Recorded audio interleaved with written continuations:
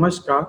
औद्योगिक प्रशिक्षण संस्थानों के व्यवसाय वायरमैन के विषय ट्रेड थ्योरी की पाठचर्या में अंकित प्रसंग विद्युत सहायक सामग्री पर आपको आज मैं प्रशिक्षण प्रदान करूंगा। जैसा कि हम सभी जानते हैं कि विद्युत को चालकों के द्वारा जनरेटिंग स्टेशन से उपभोक्ता मीटर तक पहुंचाया जाता है। उपभोक्ता द्वारा इस विद्युत को उपयोग करने के लिए भवनों में वायरिंग की जाती है। इस वायरिंग को करने के लिए वायरिंग की सामग्री की आवश्यकता होती है। इस सामग्री को हम तकनीकी भाषा में विद्युतीय उपसाधन कहते हैं। इसको हम इस प्रकार परिभाषित भी कर सकते हैं। वो उपकरण जो विद्युत सप्लाई के लिए सहायक सामग्री के रूप में प्रयोग किए जाते हैं, उन्हें वायरिंग सहायक उपसाधन कहा जाता है। अथवा इसको दूसरे शब्दों में इस प्रकार भी कह सकते हैं, भवन में विद्युत सप्लाई का सुरक्षित सुविधाजनक उपयोग करने हेतु तथा परिपथों को नियंत्रण में रखने के लिए जिन सामग्रियों का प्रयोग किया जाता है उसे विद्युत सहायक सामग्री कहते हैं, जैसे स्विच, सॉकेट, फ्यूज, होल्डर आदि। प्रायः हम लोग देखते हैं घरों में जब वायरिंग करी हुई होती है उसमें जो सामग्रियां प्रयोग होती हैं उसी को विद्युत सहायक सामग्री कहते हैं। इसके बारे में विस्तार से बताते हैं आपको। जैसा कि हम सभी को पता है, इलेक्ट्रिकल उपसाधनों को निम्न वर्गीकरण में बांटा गया है। विद्युतीय घरेलू उपसाधन वह मौलिक भाग है जो प्रयोग सुरक्षा और विद्युत परिपथों को नियंत्रण में रखने के लिए किया जाता है। उपसाधनों के मानक द्वारा निर्धारण 6 एम्पियर, 16 एम्पियर और 32 एम्पियर हैं। इलेक्ट्रिकल उपसाधनों का वर्गीकरण निम्न प्रकार है। नंबर 1, सुरक्षा उपसाधन या सेफ्टी एक्सेसरीज। जैसा कि हम सभी को पता है, सुरक्षा मानव जीवन के लिए बहुत ही महत्वपूर्ण होती है। जैसे हम सड़कों पे बाइक चलाते हैं तो हमें हेलमेट की आवश्यकता होती है, 4 व्हीलर चलाते हैं तो हमें सीट बेल्ट की आवश्यकता होती है। ठीक उसी प्रकार हमें सुरक्षा की आवश्यकता होती है।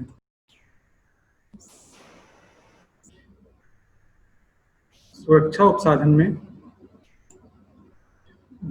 विद्युत परिपथ की सुरक्षा भी अति आवश्यक होती है।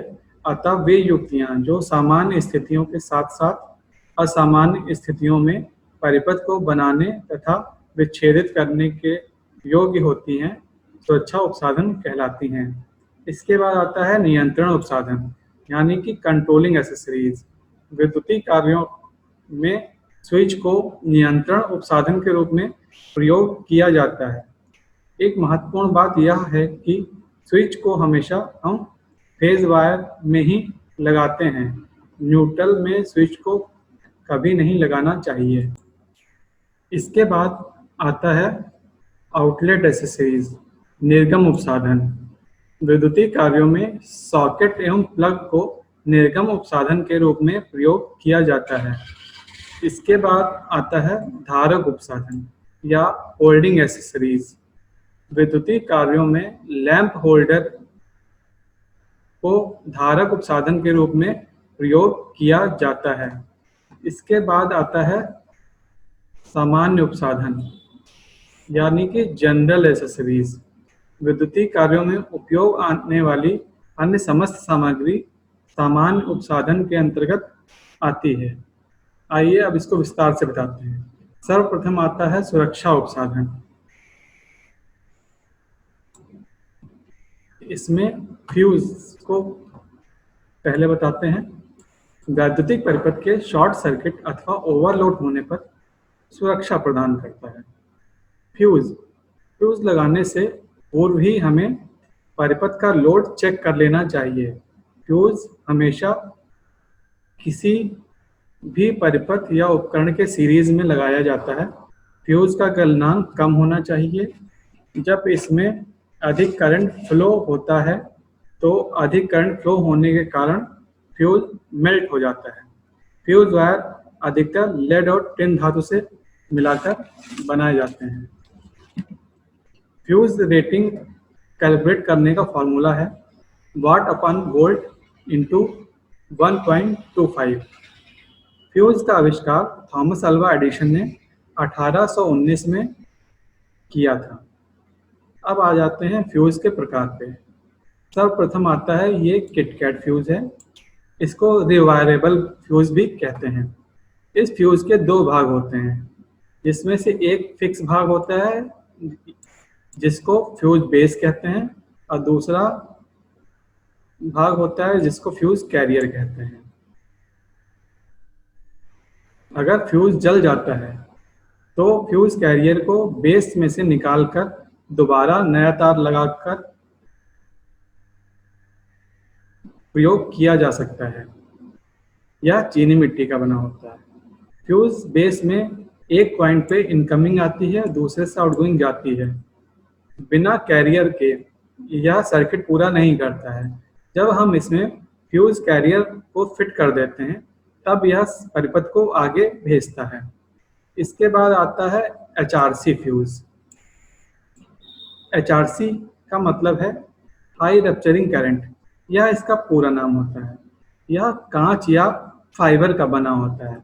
इस फ्यूज की यह विशेषता होती है कि यह ओवरलोड या शॉर्ट सर्किट को कुछ समय तक सहन कर लेता है और अधिक देर तक ओवरलोड होने पर फ्यूज उड़ जाता है। तो इसके अंदर केमिकल पाउडर भरा होता है जो कि सिलिका होता है और यह एयर टाइट बना होता है, जिससे इस वातावरण पर कोई प्रभाव नहीं पड़ता है। इसके बाद अन्य प्रकार के फ्यूज भी होते हैं, जैसे कार्ट्रिज फ्यूज, गोल फ्यूज आदि। अब आता है MCB। MCB का पूरा नाम मिनिएचर सर्किट ब्रेकर होता है। यह एक ऑटोमेटिक सुरक्षा युक्ति है जो परिपथ को ओवरलोड होने या शॉर्ट होने से सुरक्षा प्रदान करती है। ये यथाशीघ्र परिपथ को सप्लाई से विच्छेदित कर देती है। वह संपूर्ण परिपथ सुरक्षित हो जाता है। वैद्युतिक परिपथ के शॉर्ट अथवा ओवरलोड होने पर सर्किट को ऑफ कर देती है। MCB में कोई भाग मरम्मत योग्य नहीं होता है अतः खराब होने पर इसे बदलना ही पड़ता है। ये single pole, double pole, triple pole, four pole isolator प्रकार की होती है, जिसमें न्यूट्रल हेतु काले रंग की नॉब और फेज हेतु लाल रंग की नॉब वाली MCB प्रयोग की जाती है। ये देखिए चित्र में दिखाया गया है, ये सिंगल पोल MCB है जिसमें नीचे इनकमिंग आती है और ऊपर से आउटगोइंग दी जाती है। और ये डबल पोल MCB है जिसमें रेड नॉब की साइड में फेज वायर को और ब्लैक नॉब की साइड में न्यूट्रल वायर को कंट्रोल किया जाता है। यह स्विच के अपोजिट डायरेक्शन में कार्य करती है। स्विच हमेशा ऊपर की तरफ ऑन होता है, ये हमेशा नीचे की तरफ ऑन होती है। अब हम आपको बताते हैं हमें कब और कौन सी MCB प्रयोग करनी चाहिए। लाइट परिपथ के लिए हमको हरे रंग की नॉब वाली MCB प्रयोग करनी चाहिए। मोटर परिपथ के लिए हमको नीले रंग की नॉब वाली MCB प्रयोग करनी चाहिए। DC परिपथ के लिए हमको काले रंग की MCB नॉब वाली MCB प्रयोग करनी चाहिए और आइसोलेटर के लिए हमको लाल रंग के नॉब वाली MCB प्रयोग करनी चाहिए। अब इसके बाद आता है नियंत्रण उपसाधन। इसमें आता है स्विच। किसी विद्युत परिपथ में धारा के प्रवाह को नियंत्रित करने अथवा ऑन ऑफ करने के लिए स्विच का प्रयोग करते हैं। विद्युत परिपथ में प्रयोग किया जाने वाला वह उपसाधन जिसके द्वारा विद्युत धारा को विद्युत लोड से होकर प्रवाहित होने दिया जाता है तथा प्रवाहित होने से रोका जा सकता है, उसे हम स्विच कहते हैं। अब आ जाते हैं स्विच के प्रकार पर। सबसे पहले आता है वन वे स्विच। इसको वन वे स्विच इसलिए कहते हैं क्योंकि इस पे फेज वायर की इनकमिंग एक टर्मिनल पे होती है और दूसरे टर्मिनल से हम लोड वायर को कनेक्ट कर देते हैं। ये है टू वे स्विच, जिसमें इनकमिंग फेज वायर की बीच वाले पॉइंट पे होती है और ऊपर और नीचे दो टर्मिनल से हम लोड वायर कनेक्ट करते हैं। टू वे स्विच का प्रयोग हम प्रायः उस जगह पे करते हैं जहां पर हमको एक ही स्विच से दो सर्किट ऑपरेट करने होते हैं। वहां पर हम टू वे स्विच का प्रयोग करते हैं। जैसे घर में जीने की वायरिंग में हम इसका प्रयोग करते हैं। जब हम नीचे से ऊपर जाते हैं तो ऑन कर लेते हैं, ऊपर जब पहुंच जाते हैं तो वहां से दूसरे स्विच से हम ऑफ कर देते हैं। और वन वे स्विच प्रायः हम घरों में देखते हैं। यही स्विच वायरिंग में प्रयोग किया जाता है। दोनों देखने में लगभग एक जैसे होते हैं, लेकिन इनकी जो बेसिक पहचान है वह मैं आपको बता देता हूँ। वन वे स्विच में यहाँ पे दो टर्मिनल दिखते हैं और टू वे स्विच में यहाँ पे तीन टर्मिनल होते हैं। यह इनकी बेसिक पहचान है। इसके बाद आता है बेल स्विच। बेल स्विच हम with electric bell, door bell में प्रयोग करते हैं। इस पर बेल का सिंबल बना रहता है। यह बहुत कम देर के लिए सर्किट को जोड़ती है। जितनी देर हम इसको स्विच को प्रेस करके रखते हैं उतनी देर ही यह सर्किट को जोड़ती है। उसके बाद उंगली हटाते ही यह सर्किट को तोड़ देती है। इसके बाद आता है बेड स्विच। इस स्विच का प्रयोग हम बिस्तर के पास बल्ब आदि को ऑपरेट करने के लिए करते हैं, या फिर उस ओपन जगह पे इसका प्रयोग करते हैं जहां पर बच्चों से सुरक्षित रखने के लिए स्विच की आवश्यकता होती है। इसमें टर्मिनल को ढकने के लिए बैक कवर लगा होता है, जिससे यह स्विच सुरक्षित रहता है। इसके बाद आता है फैन रेगुलेटर। फैन रेगुलेटर के द्वारा हम सीलिंग फैन की स्पीड को कंट्रोल करते हैं। यह अब फैन की मिनिमम स्पीड से मैक्सिमम स्पीड के बीच कंट्रोलिंग का कार्य करता है फैन रेगुलेटर। इसको भी फेज में कनेक्ट करते हैं। इसके बाद ये आता है टम्बलर स्विच। यह पुराने समय में प्रयोग किया जाता था, आजकल इसका प्रयोग ना के बराबर होता है। इसका प्रयोग हम बैटन वायरिंग करते समय करते थे। इसमें चीनी मिट्टी का बेस होता है और बैकेलाइट का कवर होता है, लेकिन आजकल इस प्रकार का स्विच ना के बराबर प्रयोग किया जा रहा है। एक ध्यान देने योग्य बात है, स्विच के माध्यम से हमेशा हमको फेज वायर ही कंट्रोल करना चाहिए, न्यूट्रल वायर को कंट्रोल नहीं करना चाहिए। इसके अतिरिक्त और भी स्विच होते हैं जिनका उपयोग आवश्यकता के अनुसार किया जाता है, जैसे कि rotary switch, slide switch, intermediate switch, toggle switch, knife switch, ICDP और आईसीटीपी। आईसीडीपी का पूरा नाम आयरन क्लेड डबल पोल होता है।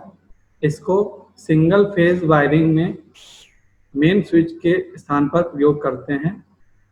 और आईसीटीपी का पूरा नाम आयरन क्लेड ट्रिपल पोल होता है। इसको थ्री फेज सप्लाई में मेन स्विच के स्थान पर प्रयोग करते हैं। स्विचों को आवश्यकता के अनुसार रेटिंग के आधार पर प्रयोग करना चाहिए।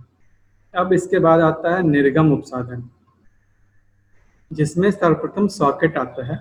सॉकेट घरेलू उपयोग के विद्युत उपकरणों को विद्युत सप्लाई प्रदान करने हेतु सॉकेट का प्रयोग करते हैं। इसमें सबसे पहले आता है टू पिन सॉकेट। इस टू पिन सॉकेट में ये टू पिन सॉकेट है। टू पिन सॉकेट इसमें अर्थ के लिए पिन नहीं लगी होती है, अतः इसमें टू पिन प्लग लगाकर हम सप्लाई देते हैं। इसके बाद आता है थ्री पिन सॉकेट। इसमें दो छोटे छेद फेज तथा न्यूट्रल के लिए होते हैं तथा एक बड़ा छेद अर्थ के लिए होता है। इसके बाद आता है सॉकेट विथ स्विच। इसमें स्विच और सॉकेट एक ही शीट पर फिट रहते हैं और इसमें से कोई भी एक खराब होने पर पूरा सेट बदलना पड़ता है।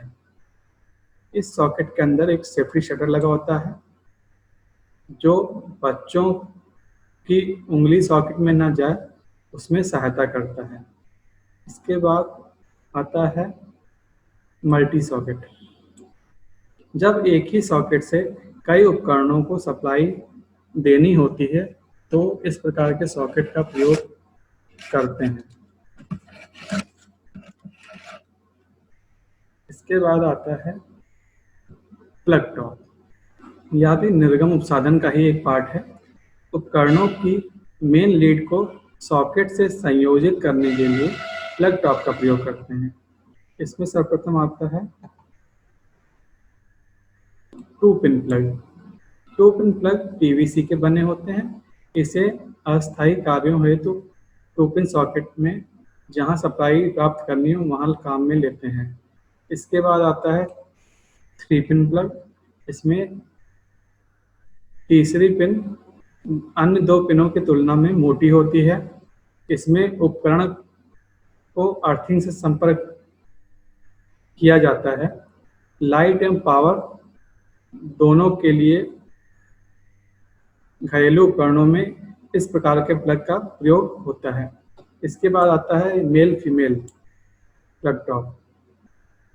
यह मेल प्लग टॉप है या फीमेल प्लग टॉप है। जहां पर हमको तार की ज्वाइंट लगाना होता है या तार की लंबाई बढ़ानी होती है वहां पर हम इस प्रकार के प्लग टॉप का प्रयोग करते हैं। निर्गम उपसाधन जैसे कि हमारे घरों में जो भी घरेलू उपकरण होते हैं प्रेस, फ्रिज, टीवी आदि, इनको सप्लाई से संयोजित करने के लिए निर्गम उपसाधन की आवश्यकता होती है। प्लग टॉप इनमें लगा रहता है और प्लग टॉप को सप्लाई से संयोजित करने के लिए हमें सॉकेट की आवश्यकता होती है। अब इसके बाद आता है धारक उपसाधन। धारक उपसाधन में आते हैं होल्डर। होल्डर परिपथ में लैंप को संयोजित करने के लिए प्रयोग की जाने वाली युक्ति को होल्डर कहते हैं। इसमें टाइप्स ऑफ होल्डर में सबसे पहले आता है पेंडेंट होल्डर। ये लटकने वाले होल्डर होते हैं। फ्लेक्सिबल तारों में इन होल्डरों को लगाकर कहीं भी लैंप लगाने हेतु लटकाया जा सकता है। इसकी सहायता से टेस्टिंग लैंप भी बनाए जाते हैं। इसके बाद आता है होल्डर विद सॉकेट।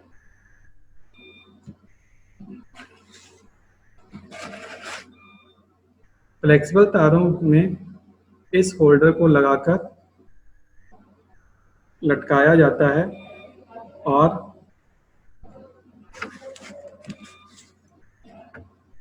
प्रकाश व्यवस्था हेतु प्रयोग किया जाता है। इसमें अतिरिक्त उपकरण को सप्लाई देने के लिए सॉकेट भी होता है। इसके अतिरिक्त इससे पेंडेंट होल्डर का कार्य भी लिया जाता है, इसलिए इसे पेंडेंट होल्डर विद सॉकेट कहते हैं। इसके बाद आता है बैटन होल्डर। यह मुख्य रूप से प्रचलित होल्डर है।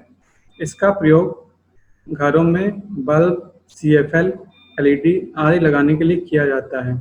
इसका प्रयोग छत पे लगाकर करते हैं तो फर्श पर अधिक रोशनी प्राप्त की जाती है। इसके बाद आता है स्क्रू होल्डर। इसका प्रयोग अधिक वाट के लैंप लगाने के लिए किया जाता है। प्रायः हम देखते हैं सोडियम वेपर लैंप या मरकरी वेपर लैंप में स्क्रू टाइप होल्डर होते हैं। इसके बाद आता है एंगल होल्डर। जहां रोशनी का प्रभाव तिरछेपन पर रखना होता है वहां एंगल होल्डर प्रयोग किए जाते हैं। जैसे दीवारों पर जब यह होल्डर प्रयोग किए जाते हैं तो हम फर्श पर अधिक रोशनी महसूस कर सकते हैं। इसके बाद आता है सामान्य उपसाधन। वायरिंग में उपयोग होने वाली अन्य समस्त सामग्री सामान्य उपसाधन के अंतर्गत आती है। इसमें सर्वप्रथम आता है इंडिकेटर। इसको हम कमरों में बोर्डों में प्रयोग करते हैं। इसके प्रयोग से हमको बोर्ड तक फेस तथा न्यूट्रल की उपस्थिति का पता चलता है और फॉल्ट ढूंढने में आसानी रहती है। अगर हमारे कमरे में कोई फॉल्ट हो गया है और बोर्ड में इंडिकेटर जल रहा होता है तो हम यह समझ जाते हैं कि जो भी फॉल्ट हुआ है वो कमरे के अंदर की वायरिंग में हुआ है, क्योंकि बाहर से आने वाली वायरिंग जो है वो इंडिकेटर को फेज और न्यूट्रल पहुंचा रही है। इसके बाद आता है सीलिंग रोज। इसका प्रयोग कनेक्शन देने के लिए किया जाता है। इसके माध्यम से हम ट्यूबलाइट, सीलिंग फैन आदि को कनेक्शन देते हैं, जो देखने में अच्छा प्रतीत होता है। ये माइका शीट, इस शीट पर मार्किंग करके कटिंग करते हैं और इस पर स्विच, सॉकेट, इंडिकेटर आदि फिक्स करके बोर्ड हेतु तैयार किया जाता है। इसको लगाने के लिए वुडन बोर्ड का प्रयोग करते हैं और वुडन बोर्ड पर इस शीट को स्क्रू की सहायता से कस दिया जाता है। वायरिंग बोर्ड, आजकल मार्केट में पीवीसी के बने इस प्रकार के वायरिंग बोर्ड भी मिल जाते हैं, जिसमें स्विच सॉकेट हेतु ढांचे पहले से ही कटे रहते हैं और इसको कंप्लीट करना आसान होता है। इसमें केवल स्विच सॉकेट को स्क्रू की सहायता से कस देना होता है और यह बोर्ड रेडी हो जाता है। इसके बाद आता है केसिंग केपिंग।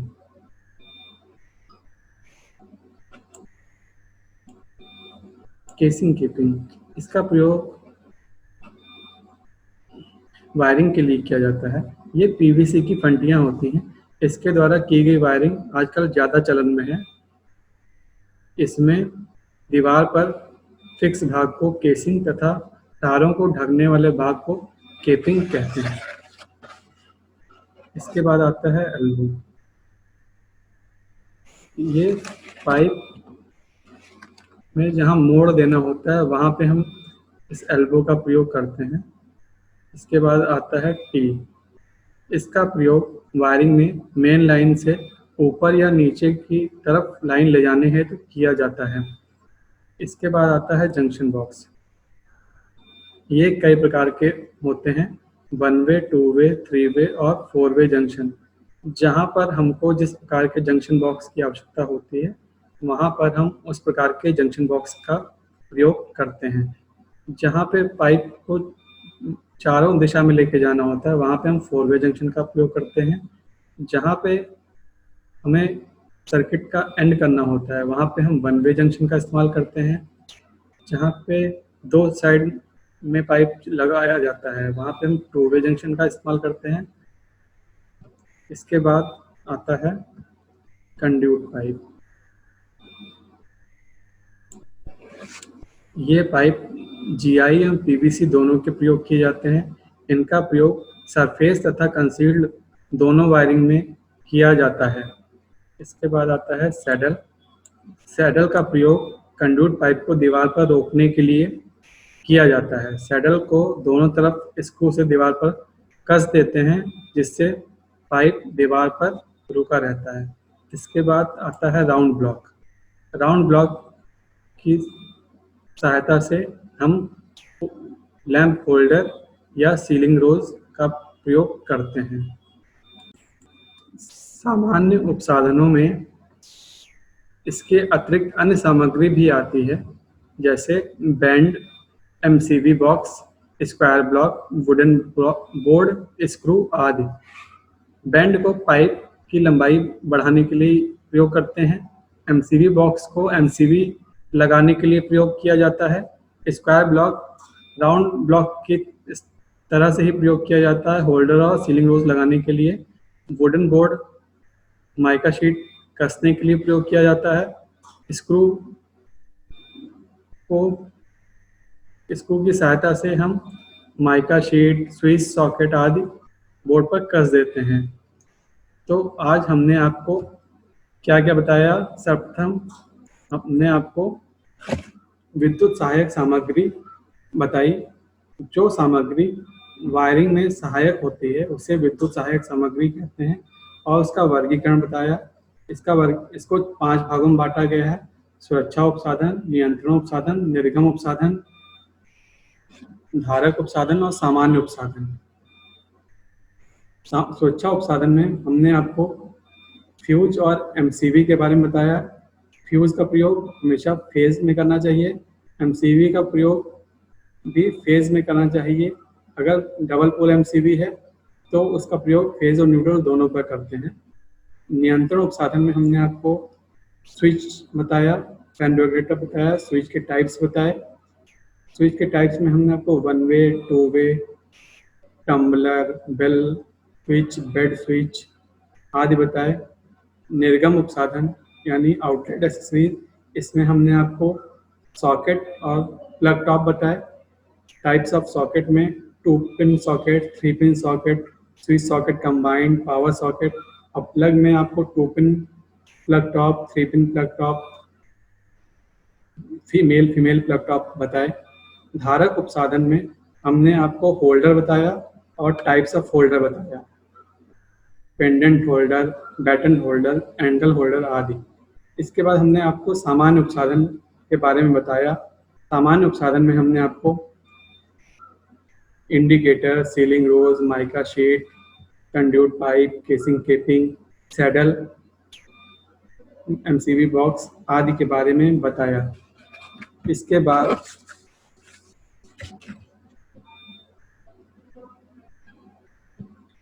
बारे में और अधिक जानकारी के लिए आप अरिहंत पब्लिकेशन की इलेक्ट्रीशियन थ्योरी की बुक का अध्ययन कर सकते हैं या एमएल अनवानी की इलेक्ट्रीशियन थ्योरी बुक का अध्ययन कर सकते हैं। और भारत स्किल की वेबसाइट www.bharatskills.gov.in का अध्ययन भी कर सकते हैं। आज हमने आपको विद्युत सहायक सामग्री पर प्रशिक्षण प्रदान किया है। आशा है आपको यह प्रशिक्षण भविष्य हेतु मददगार होगा। धन्यवाद।